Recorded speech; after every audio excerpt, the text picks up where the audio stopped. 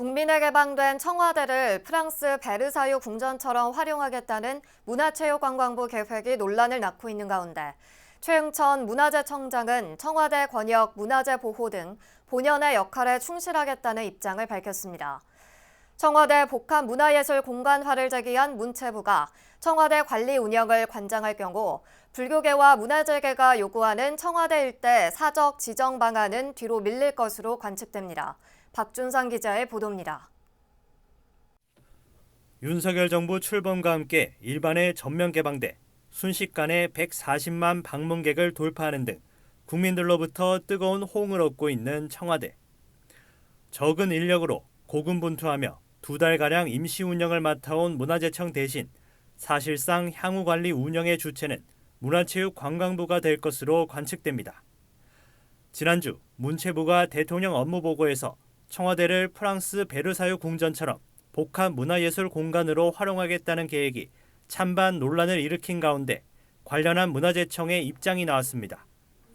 최응천 문화재청장은 취임 70여일 만에 가진 첫 기자간담회에서 새 정부 문화정책 방향보다 청와대 활용 논란에 관한 견해를 집중적으로 질문받았습니다.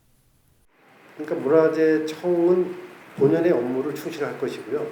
저희가 갖고 있는 문화재 조사, 그리고 가능하면 지정이 필요한 지정, 문화재위원회 자문을 통한 활동, 이런 것은 그대로 유지할 예정입니다. 다만 관리의 주체가 어디에 되는 건 저는 중요시하다고 생각이 들지 않습니다. 왜냐, 그건 좀 죄송한 얘기지만 맡은 쪽이 오히려 손해입니다.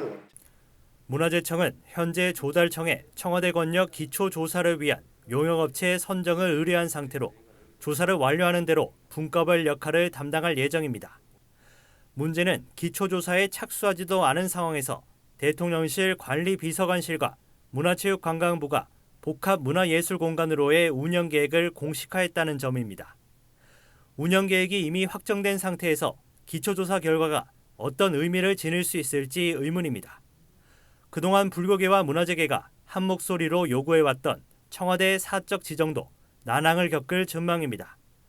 개방으로 인해 충분한 조사가 불가한 만큼 문화재청은 건축물을 등록문화재로 지정하는 것 외에 청와대 전역을 사적으로 지정하기는 어려울 것으로 내다봤습니다. 국내법적인 지정 여부와 상관없이 그 번역이 갖고 있는 의미와 중요성을 지속적으로 소통하고 있다고 생각하고요. 원론적이지만 청와대가 기존에 우리가 가지고 있었던 고궁과 같은 그 형태의 건물과 유형의 문화재는 아닌 상황에서 개방이 됐고, 그래서 활용이 시작됐기 때문에 같은 시각으로 조금 이해하시기보다는 그걸 찾아가는 과정이라고 저는 말씀드립니다.